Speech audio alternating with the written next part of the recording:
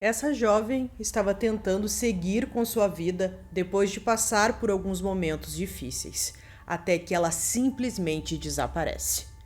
Fala pessoal, Carol na área, trazendo mais um vídeo aqui no canal. Todas as semanas eu trago esse tipo de conteúdo aqui para vocês, de casos criminais. Então se você gosta, se inscreve aqui no canal e deixa um like nesse vídeo. Bora pro vídeo.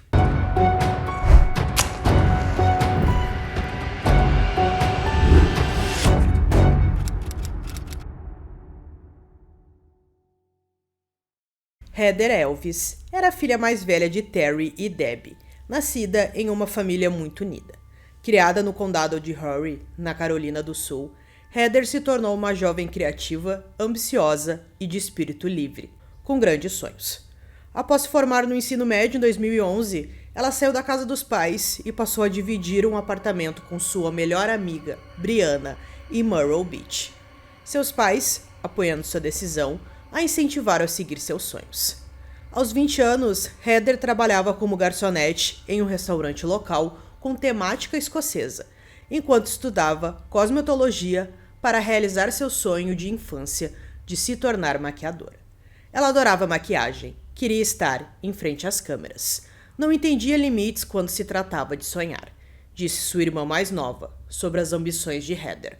Além de suas atividades criativas, Heather era conhecida por sua natureza calorosa, despreocupada e positiva.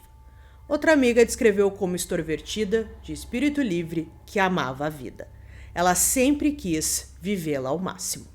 No início do verão de 2013, Heather morava com Brianna havia cerca de um ano. Seus estudos estavam indo bem e sua vida parecia estar nos trilhos, até que um encontro casual no trabalho mudou tudo. Em junho, enquanto carregava bandejas no restaurante, Heather esbarrou com Sydney Moore, de 37 anos, que tinha uma pequena empresa de consertos de eletrodomésticos na região de Myrtle Beach.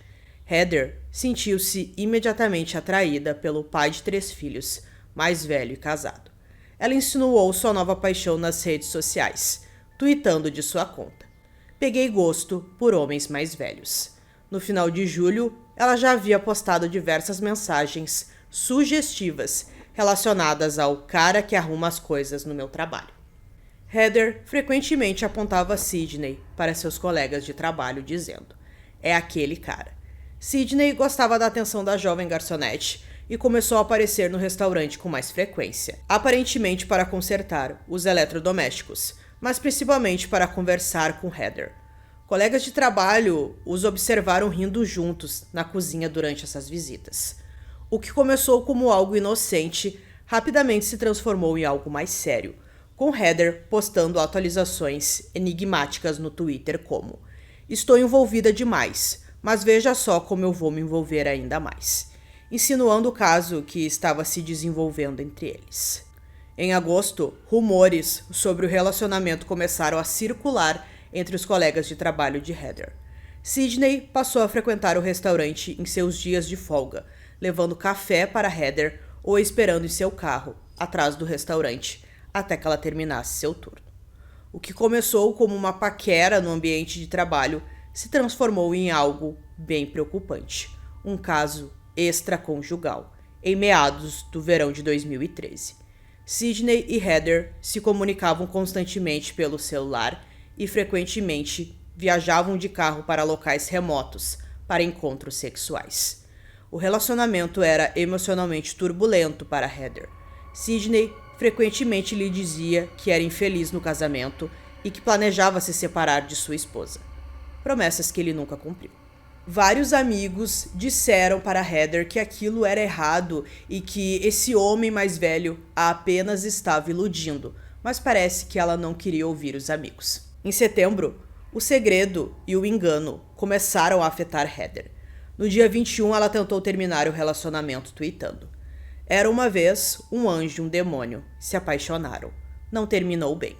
A situação piorou ainda mais quando Tammy Murray, esposa de Sydney, de 34 anos, descobriu o caso e confrontou Heather em uma ligação. Segundo Brianna, a melhor amiga que dividiu o apartamento e testemunhou essa ligação, Tammy humilhou Heather, dizendo que Sidney a havia usado apenas para sexo casual.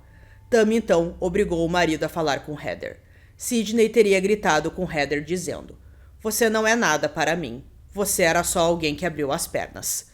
Brianna contou posteriormente aos investigadores que os Murrers basicamente destruíram Heather como ser humano, fazendo-a se sentir péssima consigo mesma. Mais tarde, o casamento dos Murrers foi descrito como extremamente abusivo, com Tammy sendo a parte mais dominadora do casal. Depois de descobrir o caso extraconjugal, Tammy começou a algemar Sidney à cama à noite, mudou a senha do celular dele e o obrigou a tatuar o nome dela acima da virilha. Exigências que ele aceitou na esperança de salvar o casamento. A fúria de Tammy não parou com aquele telefonema inicial. Ela lançou o que Brianna descreveu como uma verdadeira campanha de ódio, ligando repetidamente para o local de trabalho de Heather para tentar fazê-la ser demitida e enviando fotos e vídeos explícitos dela com Sidney. No início de novembro, Tammy enviou mensagens ameaçadoras para Heather.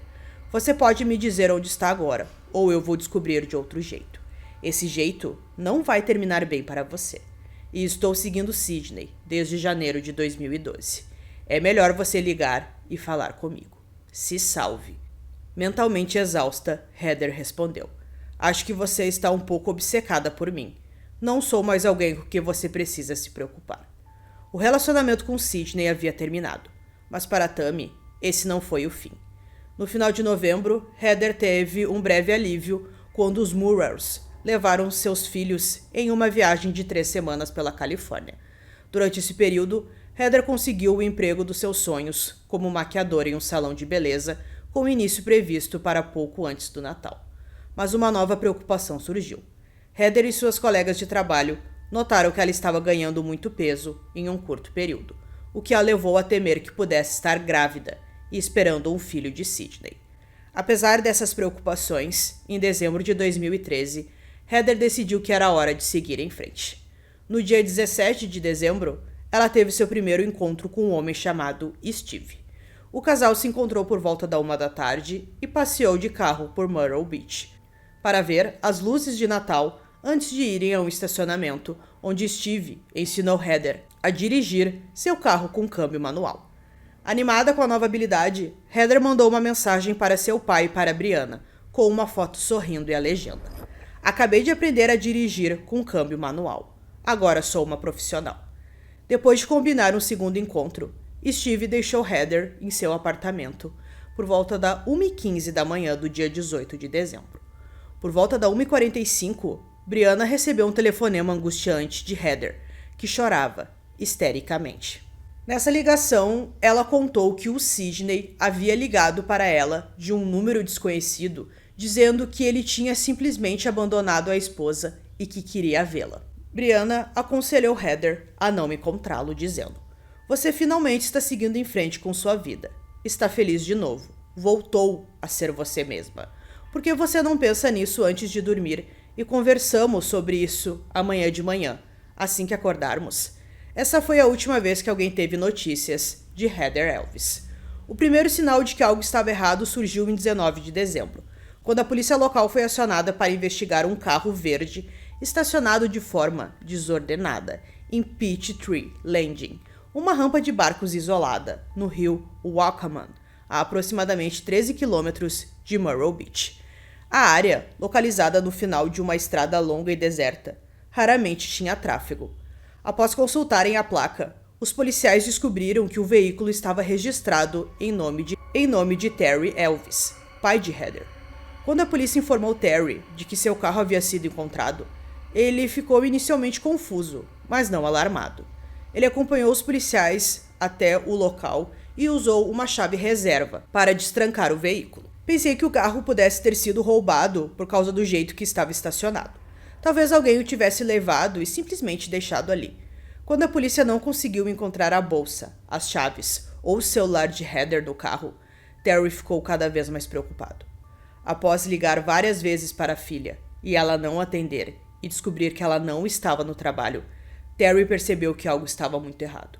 "Isso é totalmente fora do comum", disse ele à polícia. "Heather nunca fez nada parecido antes. Tem alguma coisa errada." Embora o Departamento de Polícia do Condado de Horry não tenha inicialmente classificado o local como cena de crime, eles abriram imediatamente um inquérito de pessoa desaparecida. Policiais e voluntários começaram a vasculhar as áreas ao redor enquanto mergulhadores percorriam o rio. A família Elvis organizou buscas em vários condados, com equipes de voluntários se espalhando pela Carolina do Sul. Nenhuma quantidade de trabalho policial, nenhum esforço que eu ou qualquer outra pessoa faça será o suficiente até que ela volte para casa, disse Terry durante as buscas. Restos mortais foram encontrados perto do local de desembarque de barcos, mas análises posteriores mostraram que pertenciam a um homem e não tinha qualquer ligação com o caso de Heather. Sem provas físicas para guiá-los, os detetives começaram a rastrear os movimentos de Heather entre os dias 17 e 18 de dezembro. Steve, o homem com que Heather saiu na noite em que desapareceu, foi levado para interrogatório, mas rapidamente foi inocentado e liberado. A investigação tomou um rumo significativo quando, após uma denúncia de Brianna e funcionários do restaurante sobre o caso de Heather com Sidney, a polícia então o levou para interrogatório. Sidney se mostrou evasivo desde o início, negando estar perto de Peachtree Landing na noite em que Heather desapareceu. Ele alegou não ter tido nenhum contato com ela e insistiu que estava dirigindo com sua esposa e que eles haviam gravado em seus celulares aquela viagem. Os detetives suspeitaram que ele estivesse mentindo, mas precisavam de provas. Essa evidência surgiu quando examinaram o histórico de ligações do celular de Heather. Na madrugada de 18 de dezembro, exatamente como Brianna havia descrito, Heather recebeu uma ligação de um número desconhecido por volta da 1h45.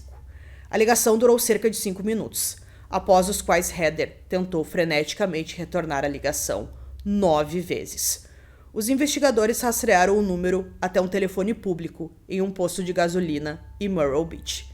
Câmeras de segurança registraram imagens de alguém usando o telefone público exatamente no momento em que a ligação para Heather foi feita. Ao ser confrontado com essas evidências, Sidney primeiro negou ter feito a ligação, mas acabou admitindo. Eu liguei para ela. Quando questionado sobre o que disse, Sidney alegou. Pedi a ela que me deixasse em paz. Tammy também foi interrogada, mas negou qualquer envolvimento no desaparecimento de Heather. Seguindo suas pistas, os detetives verificaram as câmeras de segurança locais e descobriram mais evidências incriminatórias. Pouco antes de fazer a ligação, Sidney foi filmado pelas câmeras de segurança de um Walmart comprando um teste de gravidez. Quando perguntado se era para Heather, ele negou, alegando que era para sua esposa. Ainda mais incriminadoras foram as imagens de segurança das câmeras ao longo da estrada isolada que levava a Peachtree Landing.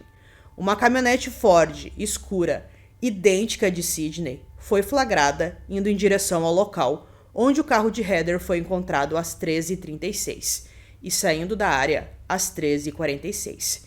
Especialistas testemunharam posteriormente que a caminhonete era 100% idêntica ao veículo de Sidney. Utilizando os dados do celular de Heather, os investigadores criaram uma cronologia de suas últimas horas. 2h30 da manhã, Heather ligou para o telefone público que Sidney havia usado, mas ninguém atendeu. O celular dela então se move para um restaurante, perto do seu apartamento, e permanece lá por cerca de 15 minutos. O telefone dela retorna ao apartamento por 5 minutos. Às 13h25, outra chamada é feita para o telefone de Sidney, que é atendida, resultando em uma conversa de 4 minutos. 3h37. O celular de Heather viaja até Peachtree Landing. 13h38.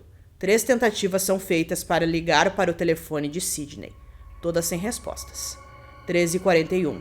Outra tentativa frustrada de contatar Sidney. 13h42. O celular de Heather é desligado.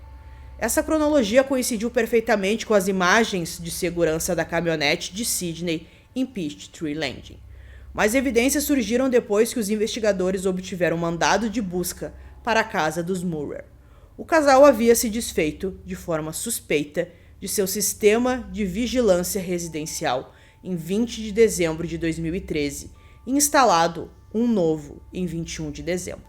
Embora não tenham conseguido recuperar o sistema antigo, os investigadores confiscaram o novo, que capturou imagens de Sid e Tammy esfregando minuciosamente o lado do passageiro de sua caminhonete e em seguida queimando os panos que haviam usado para limpá-la, no mesmo dia em que instalaram as novas câmeras. Após meses de investigação, em fevereiro de 2014, a polícia anunciou avanços. Sidney e Tammy Maurer foram presos em conexão com o desaparecimento de Heather.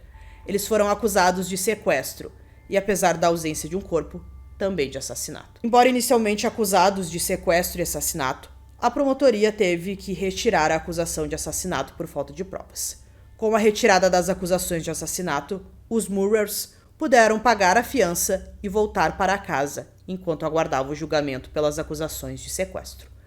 Apesar de uma ordem judicial que os impedia de discutir o caso publicamente, ambos usaram as redes sociais para protestar e dizer que eram inocentes e alegar que haviam sido vítimas de uma armação. Sidney alegou ter perdido quase tudo que havia conquistado e não conseguia emprego enquanto o caso tramitava na justiça. As aparições de Sidney na mídia e o descumprimento da ordem judicial de silêncio acabaram levando à prisão por 5 meses por desacato ao tribunal. Em 2017, ele foi considerado culpado de obstrução da justiça e sentenciado a 10 anos de prisão. Em 2010, o caso foi a julgamento. Após inúmeros depoimentos de testemunhas, apresentação de provas e horas de audiência, o júri proferiu o veredito: culpados. Sidney Maurer foi condenado a 30 anos de prisão por sequestro e conspiração, com o júri chegando à sua decisão após menos de 2 horas de deliberação. Mesmo durante a sentença, ele manteve sua inocência. Quando questionado sobre como poderia dar um desfecho à família de Heather, ele disse: "Se eu pudesse dar a eles um desfecho, eu daria. Eu tenho meus próprios filhos, eu entendo. Simplesmente não há nada que eu possa fazer por eles." Tammy Maurer também foi considerada culpada e recebeu a sentença de 30 anos. Em 2025, Sidney entrou com um pedido de novo julgamento. Ele pediu que o julgamento fosse realizado em uma jurisdição diferente, alegando que existiam provas de que comprovariam a intimidação do júri e que o escrivão do tribunal do condado era parente de Heather. Ele alegou ainda que o Estado havia permitido que testemunhas cometessem perjúrio e ocultado provas de DNA que apontavam para um suspeito diferente. Sidney também alegou assistência jurídica ineficaz. Tammy também entrou com recurso, mas foi negado. A data prevista para a liberação de Tammy é atualmente 9 de maio de 2043, enquanto a de Sidney está prevista para 31 de março de 2044. O corpo de Heather Elvis nunca foi encontrado. É muito suspeita aquela parte do teste de gravidez, o que faz a gente imaginar que a Heather estava grávida de Sidney e os dois simplesmente deram um sumiço nela, quiseram, apagar ela porque ela estava grávida e tudo mais. Então é um caso complicado porque a gente não tem um corpo, a gente não consegue saber exatamente o que aconteceu com ela. Temos muitas dúvidas em relação a isso. Se ela realmente estava grávida é uma das perguntas mais fortes nesse caso. Mas os dois estão presos. A gente espera que o corpo dela apareça para eles também serem acusados de assassinato. Então eu espero que vocês tenham gostado desse vídeo. Esse foi mais um vídeo aqui no canal Durmam Bem e até o próximo.